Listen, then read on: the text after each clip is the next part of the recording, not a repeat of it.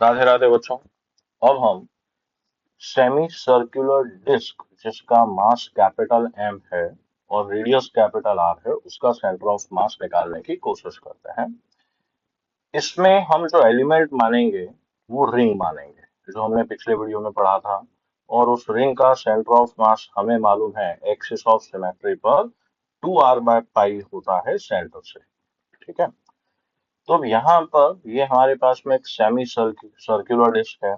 अब इसमें एलिमेंट क्या मानना है? तो एलिमेंट हमने इसमें एक छोटा सा एलिमेंट्री रिंग माना। ठीक है। जिसका रेडियस आर होगा और थिकनेस जो है डी आर है। ठीक है।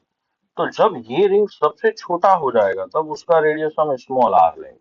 और जब ये रिंग सबसे बड़ा इस पेरिफेरी के यहाँ पे आएगा तो small R equal to capital R, इस तरह से। ओके। अब हमारे पास में पहला स्टेप आ गया कि भैया एलिमेंट कंसीडर करना है। दूसरा स्टेप, हमें इसका मास फाइंड करना है। ठीक है। तो यहाँ पर जो मास है वो यूनिफॉर्मली डिस्ट्रीब्यूटेड है एरिया में। तो इस रिंग डिस्क का एरिया क्या है बेटा?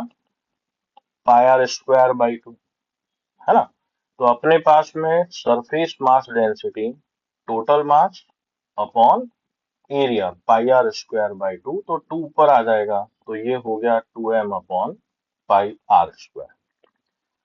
अब इसके बाद में यहाँ पर हमें आता है इस रिंग का एरिया निकालना। मान लो हमने इस रिंग को अ, फैला के ऐसे रख दिया। तो ये वाला जो पार्ट है ये हमारे लेंथ हो गई पाई आर और इसकी जो थिकनेस है वो ये आ गई हमारे पास में डी आर। तो इस एलिमेंट्री रिंग का area pi R D R होगा। ठीक है। तो अब देखो अपने पास में क्या है, mass of elementary ring that is surface mass density into area. Surface mass density बेटा अपन पहले ही फाइंड कर चुके हैं 2m/πr²। एरिया हमने अभी समझा पाई आर डी आर। तो पाई से पाई की कट्टी बट्टी।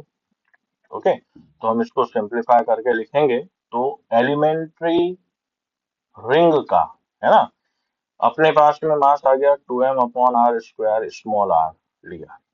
अब हमें मालूम है कि इस एलिमेंट्री रिंग का सेंटर ऑफ मास यहाँ पे होगा जिसके कोऑर्डिनेट 0,2r/पाई होंगे। ओके। तो centre of elementary ring will be 0,2r/पाई। तो एंटायर सेमी सर्कुलर डिस्क का centre of mass YCM, that is integral YdM upon dm। अब इस y की जगह तो ये आ जाएगा और dm की जगह पर ये वाला पार्ट आएगा। तो पहले हम न्यूमरेटर वाला पार्ट लिखते हैं। देखो y की जगह पर क्या आया बेटा? 2r/पाई।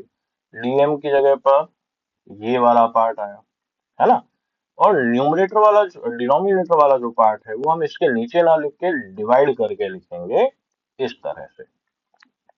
अब ये लिमिट्स कहाँ से आई? जब ये रिंग अपने सबसे छोटे पार्ट पे होगी तब स्मॉल आर 0 हो गया। और जब यही रिंग अपने इस वाले पार्ट पे आएगी जिससे डिस्क कंप्लीट हो जाए तो small R equal to capital are.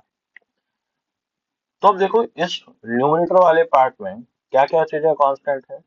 4 capital M upon pi R square constant है, इसको हमने बाहर ले लिया। अंदर केवल R into R R square D R का इंटीग्रेशन होगा, फिर डिवीजन एज इट इज आएगा। और यहाँ पर भी जो कांस्टेंट है हमने पहले उसको बाहर निकाल दिया, यहाँ पे स्मॉल आर डी आर।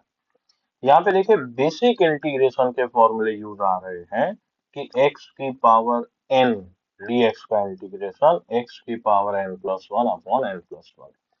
तो इंटीग्रेशन से घबराने की जरूरत नहीं है, ये बहुत नॉर्मल सा फॉर्मूला यूज आ रहा है। मेन है एलिमेंट सोचना, उसकी डेंसिटी निकालना, और वो भी काफी आसान है बेटा।